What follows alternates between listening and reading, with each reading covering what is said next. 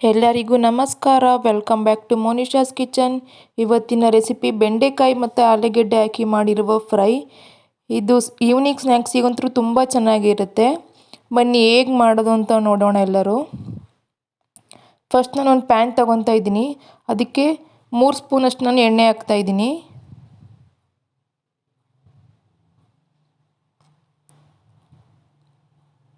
ಒಂದು ಸ್ಪೂನಷ್ಟು ಜೀರಿಗೆ ಮತ್ತು 2 ಹಸಿಮೆಣಸಿನಕಾಯಿ ಕಟ್ ಮಾಡಿರುವಂಥದ್ದು. ನಾನು ಸ್ಲೈಸ್ ಥರ ಕಟ್ ಮಾಡ್ಕೊಂಡಿದ್ದೀನಿ. ಪೊಟ್ಯಾಟೊನೂ ಅಷ್ಟೇ, ಆಲೂಗಡ್ಡೆನೂ ಸಹ ನಾನು ನೋಡಿ ತೆಳ್ಳಗೆ ಕಟ್ ಮಾಡಿದ್ದೀನಿ. ದಪ್ಪ ಕಟ್ ಮಾಡೋಕ್ತಾ ಇಲ್ಲ. ದಪ್ಪ ಆದರೆ ಬೇಗ ಫ್ರೈ ಆಗೋದಿಲ್ಲ, ಅದಕ್ಕೋಸ್ಕರ. ಬೆಂಡೆಕಾಯಿನಷ್ಟೇ 1 ಇಂಚಷ್ಟು ಉದ್ದ ಕಟ್ ಮಾಡಿದ್ದೀನಿ. ನೋಡಿ ನಾನು 200 ಗ್ರಾಮ್ ಅಷ್ಟು ಬೆಂಡೆಕಾಯಿ ಹಾಕ್ತಾಯಿದ್ದೀನಿ. 2 ಆಲೂಗೆಡ್ಡೆ ಹಾಕ್ತಾಯಿದ್ದೀನಿ. ನೋಡಿ ಫ್ರೈ ಆಗಬೇಕು ಬೆಂಡೆಕಾಯಿ ಮತ್ತು ಆಲೂಗೆಡ್ಡೆ. ಅದು ಫ್ರೈ ಆಗಲಿ ಅಷ್ಟೊತ್ತಿಗೆ ಅದಕ್ಕೆ ಮಸಾಲಾಗೆ ರೆಡಿ ಮಾಡ್ಕೊಳ್ಳೋಣ. ಒಂದು ಮಿಕ್ಸಿ ಜಾರಿಗೆ ನಾನು 2 ಕಪ್ಪಷ್ಟು ಶೇಂಗಾ ಬೀಜ ಹಾಕ್ತಾಯಿದ್ದೀನಿ, ಹುರಿದಿಟ್ಕೊಂಡಿರೋದು. 1 ಸ್ಪೂನಷ್ಟು ಕೊತ್ತಂಬರಿ ಬೀಜ, 1 ಸ್ಪೂನಷ್ಟು ಜೀರಿಗೆ, ಒಂದು 4ರಿಂದ 5 ಒಣಮೆಣಸಿನಕಾಯಿ. ನೋಡಿ ನೀರು ಹಾಕೋಗಿಲ್ಲ, ಹಾಗೆ ಗ್ರೈಂಡ್ ಮಾಡ್ಕೊಳ್ಬೇಕು. ತರಿ ಇರಬೇಕು. ನೋಡಿ ನೆಕ್ಸ್ಟ್ ಇದು ಫ್ರೈ ಆಗ್ತಾಯಿದೆ ಬೆಂಡೆಕಾಯಿ ಮತ್ತು ಆಲೂಗೆಡ್ಡೆ. ಇದು ಚಪಾತಿ ಜೊತೆಲೂ ಸಹ ತಿನ್ಬೋದು, ಮತ್ತು ಈವ್ನಿಂಗ್ ಸ್ನ್ಯಾಕ್ಸಿಗೂ ಚೆನ್ನಾಗಿರುತ್ತೆ.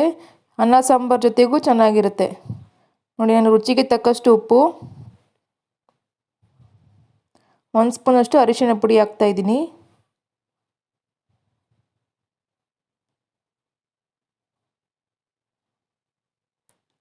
ನೋಡಿ ಇಲ್ಲಿ ಮಸಾಲೆ ರೆಡಿ ಮಾಡ್ಕೊಂಡಿರ್ತೀವಲ್ಲ ಶೇಂಗಾ ಬೀಜದ್ದು, ಅದನ್ನು ಆ್ಯಡ್ ಮಾಡ್ತಾಯಿದ್ದೀನಿ.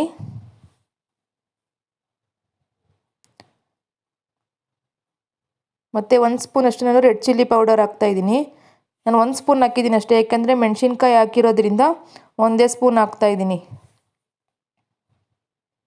1 ಸ್ಪೂನಷ್ಟು ಚಾಟ್ ಮಸಾಲ ಹಾಕ್ತಾಯಿದ್ದೀನಿ.